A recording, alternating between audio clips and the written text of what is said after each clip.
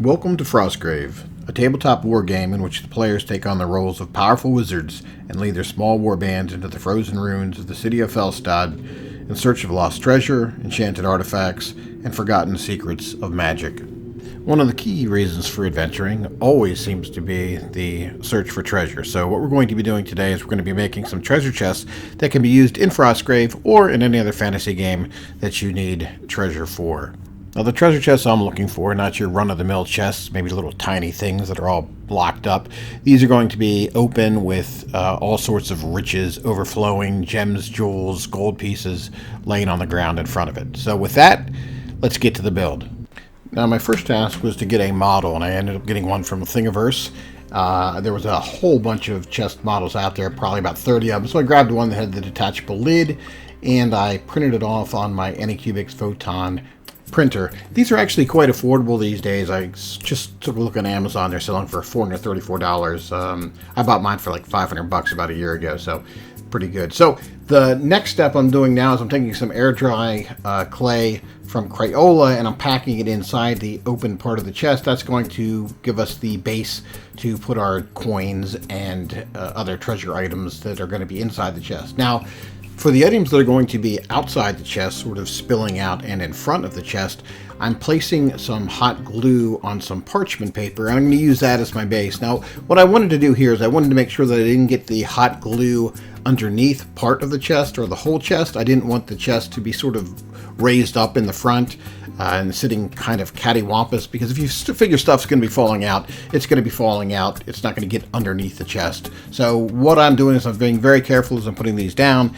and I'm just putting the hot glue in front of the chest, and then I push the chest up to meet it. So I got about maybe 1/4 of an inch of hot glue covering the bottom part of the chest. Now, the hot glue will provide a good base for the treasure that is spilled out, but it won't impact the structural stability or the wobbliness of the piece itself.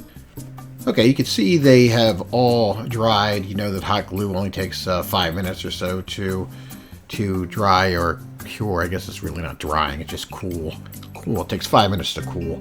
So once they are cool, the parchment paper allows them to release pretty easily. So I'm just pulling them off now.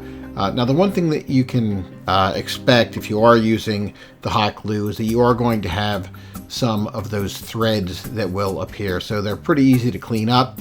So my next step was going to be going through and cleaning up all those little spider threads that are hanging off there, and also just if there's some you can see in some of these that it's not like a nice sort of even front, so I want to cut that off as well so I get a nice even front all the way around. The next step is to get some gems and jewels and other precious stones ready for the chests and in front of the chest. So I had some leftover beads when I was building my first video, which was the shelf with the magic potions on it. So now them by themselves are too big to be used whole. So what I decided to do is use a tool to break these up and make them various sizes, because when you're talking about precious stones, they're going to have smaller ones and bigger ones. And as you can see by the size of some of these, if you take a look to scale at 28 millimeters, some of these are actually going to be the size of like a fist. So while you may say that, hey, there's no such thing as gems that size, hey, it's a fantasy game, it's a fantasy world, let's just roll with it. So after 5 or 10 minutes of work, I'm left with a huge pile of gems, all the way from microscopic in 28 millimeter to, as we mentioned before, fist size or bigger. But again, I do think that having the variety of stones and gem sizes is a good thing. So now what we need to do is just collect all of the fruits of our labor and place them in a cup for use a little bit later on in this project. I probably have enough in here, just with a few that I've sort of chopped up, to do probably 30 or 40 chests.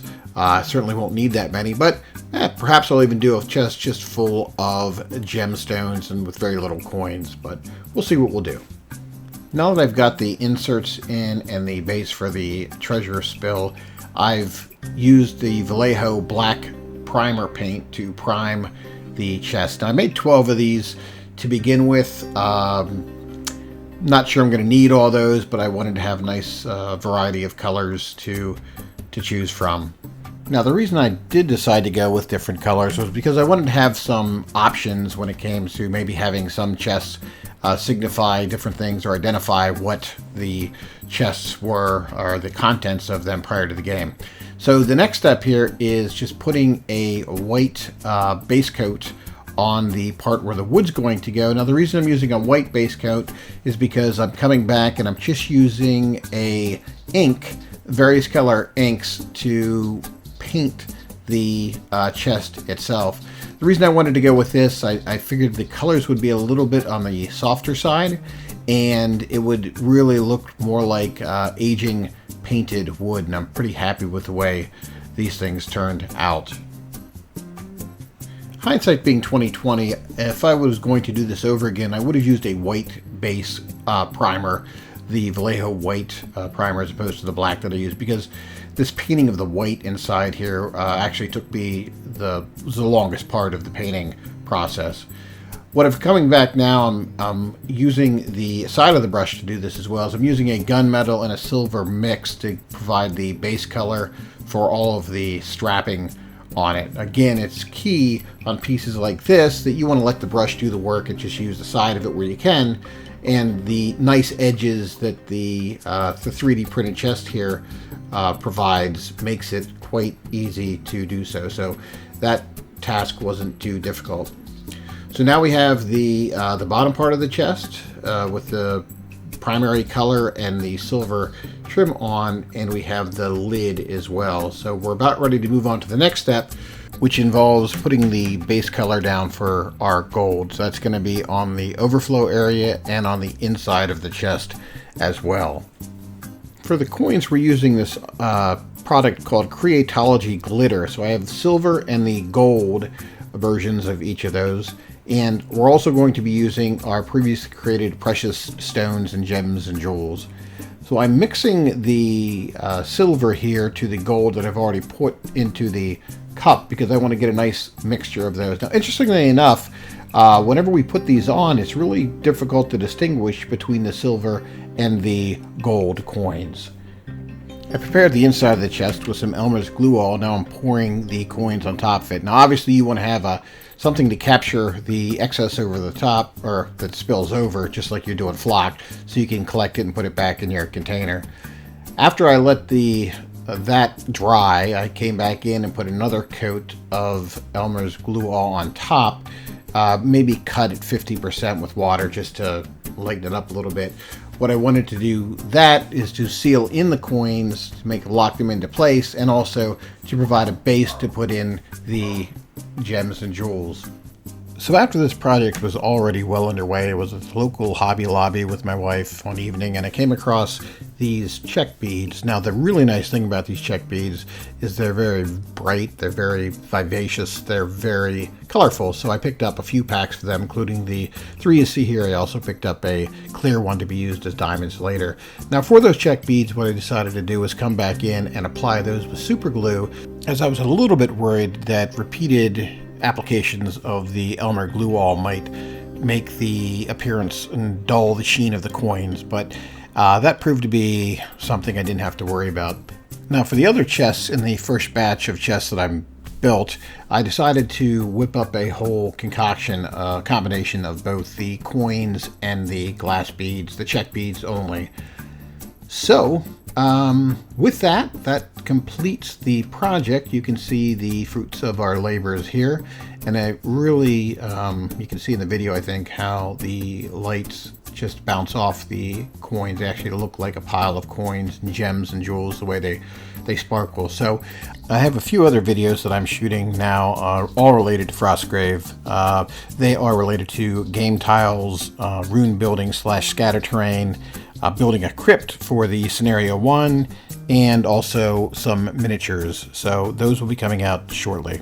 I'm really looking to work on this channel and expand it, so you can really help out a lot just by leaving comments and or liking and or subscribing if you haven't done so already. So I'm going to hold a contest. I'm going to be offering up 6 of these chests, both the lid and the base, as well as enough check beads and coins to fill the top of them as I did in the video. If you want to enter this, just please enter loot in the comments section below. And on July 31st, I will go ahead and pull someone at random and send the chests and the product to you. So that concludes this video. Again, thank you for watching, and we'll see you real soon. Take care, everybody.